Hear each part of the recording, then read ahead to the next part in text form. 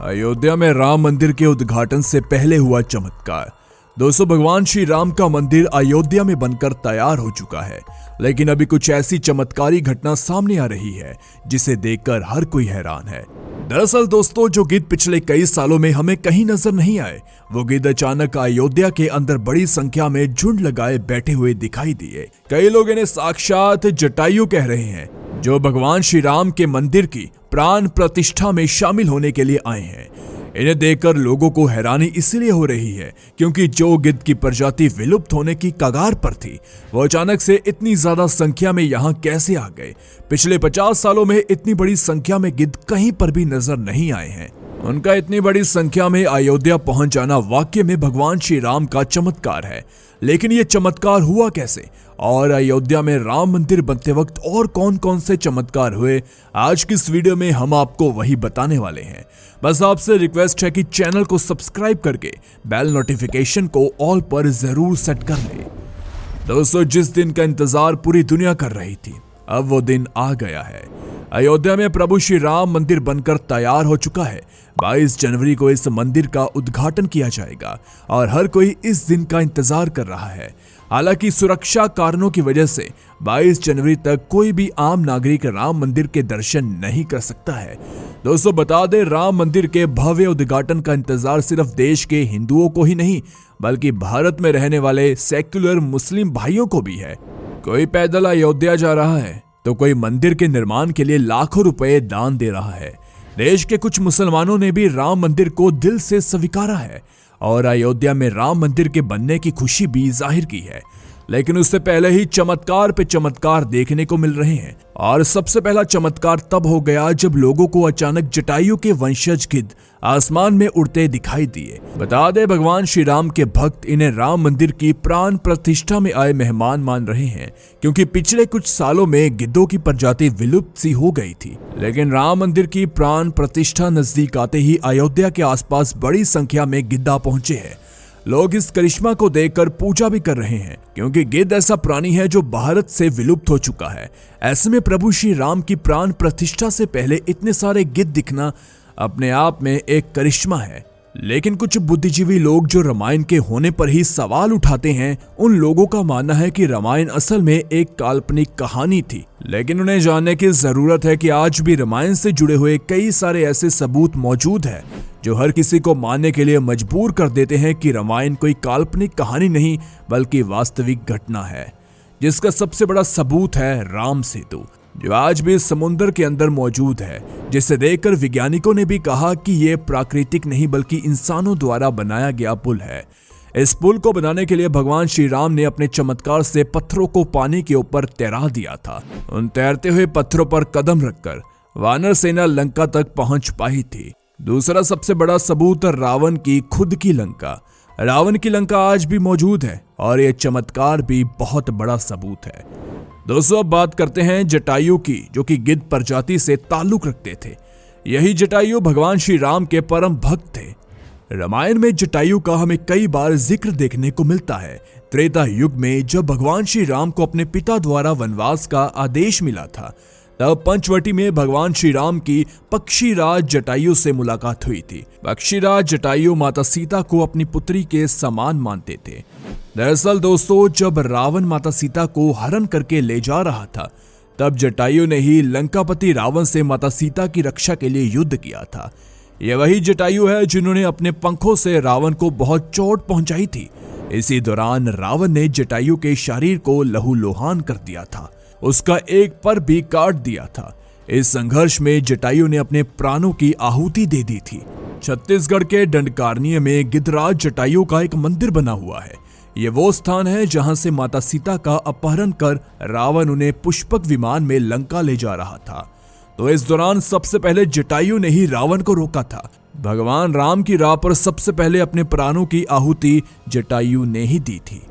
दोस्तों, बता दें, राम कथा में एक प्रसंग आता है जब जटायु के भाई संपत्ति कहते हैं कि मैं बहुत बूढ़ा हो चुका हूँ, मेरे पंख बहुत कमजोर हो चुके हैं, लेकिन मेरी आंख कई सौ किलोमीटर तक दूर की चीजों को आराम से देख सकती है, इसलिए मैं माता सीता को अशोक वाटिका में बैठा देख रहा हूँ।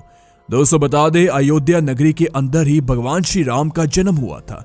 जिसका जिक्र वाल्मीकि जी की रामायण में भी देखने को मिलता है। सालों तक चले राम राज्य के बाद जब भगवान राम ने जल समाधि ली तो अयोध्या नगरी सूनी हो गई थी। पौराणिक मान्यताओं के अनुसार उज्जैनी के राजा विक्रमादित्य जब यहाँ शिकार खेलने आए तो उन्हें उस उजाड़ भूमि पर कुछ चमत्कार दिखाई देने लगे, जिसके बाद खोज हुई तो पता चला कि श्री राम की ये जन्मभूमि है। इसके बाद उन्होंने यहाँ श्री राम के भव्य मंदिर का निर्माण कराया, जिसमें काले रंग के कसौटी पत्थर वाले 84 स्तंभ थे। समय के अनुसार बदलते राजाओं ने यहाँ पर मंदिर की देखभाल की, लेकिन 14वीं शताब्दी में जब भारत में मुगलों का शासन प्रारंभ हुआ तो श्री राम जन्मभूमि को नष्ट कर वहां बाबरी मस्जिद बना दी गई। वर्ष 1525 में राम जन्मभूमि मंदिर को बाबर के सेनापति मीर बांकी ने ध्वस्त कर दिया था। बता दे, बाबरी मस्जिद के 3 गुंबद थे।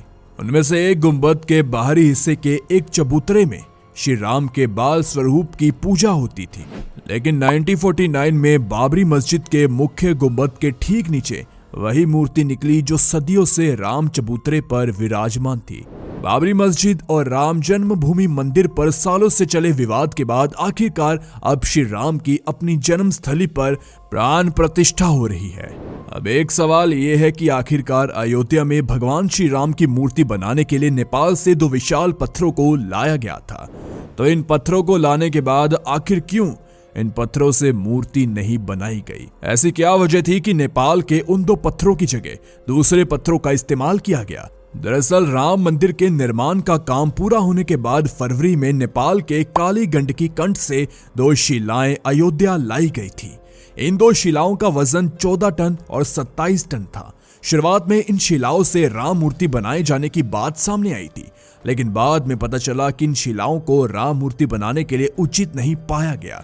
भारतीय मीडिया में छपी कुछ खबरों के मुताबिक इन पत्थरों से मूर्ति नहीं बनाई जाने की एक वजह राम मंदिर से जुड़े संतों की ओर से जताई गई आपत्ति थी। खबरों के मुताबिक कुछ संतों का मानना था कि इन पत्थरों को मूर्ति निर्माण में इस्तेमाल नहीं कर सकते हैं, क्योंकि कालिंदी की चट्टानों को तोड़ा नहीं जाना चाहिए, क्योंकि वो शालिग्राम के बराबर है। हालांकि अयोध्या पहुंचे नेपाली प्रतिनिधियों के मुताबिक इन शिलाओं की तकनीकी जांच के बाद मूर्तिकारों ने कहा कि ऐसी शिला से मूर्ति तराशना संभव नहीं है।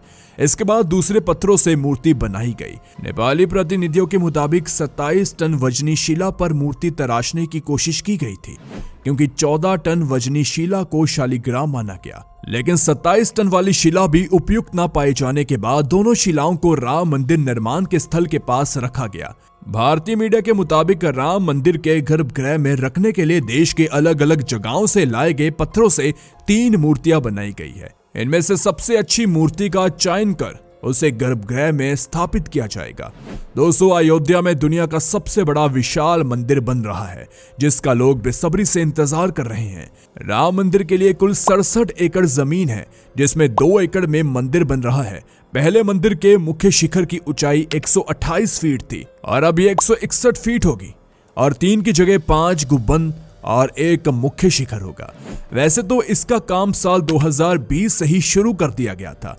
प्रधानमंत्री नरेंद्र मोदी ने 5 अगस्त 2020 को अयोध्या में राम मंदिर की आधारशिला रखी थी। साल 1992 में बाबरी मस्जिद को ढहा दिया गया था, जिसके बाद हिंदू पक्ष और मुस्लिम पक्ष के बीच इलाहाबाद हाई कोर्ट से लेकर सुप्रीम कोर्ट तक लंबी कानूनी लड़ाई चली।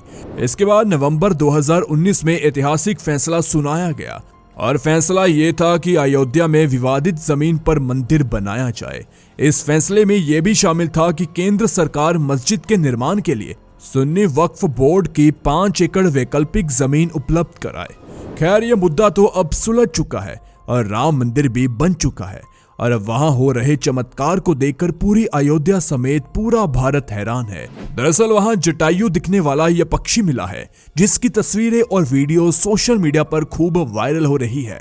जटायु जैसे दिखने वाले इस पक्षी को सब गिद्ध बता रहे हैं, और बताया जा रहा है कि यह गिद्ध कोई और नहीं बल्कि रामायण के जटायु ही हैं, और उनके साथ जो छोटे गिद्ध हैं वह उनके वंशज है। दोस्तों, अयोध्या में राम मंदिर के उद्घाटन से पहले जटायु का दिखना किसी चमत्कार से कम नहीं है। लोगों का मानना है कि अयोध्या में बने इस राम मंदिर के दर्शन करने के लिए जटायु स्वयं आए हैं। वैसे इसको लेकर आप क्या कहना चाहते हैं नीचे कमेंट करके जरूर बताएं। जाने से पहले वीडियो को लाइक शेयर जरूर करें। ऐसे ही वीडियोस के लिए इस चैनल को सब्सक्राइब करके बेल नोटिफिकेशन को भी ऑन कर लें। धन्यवाद।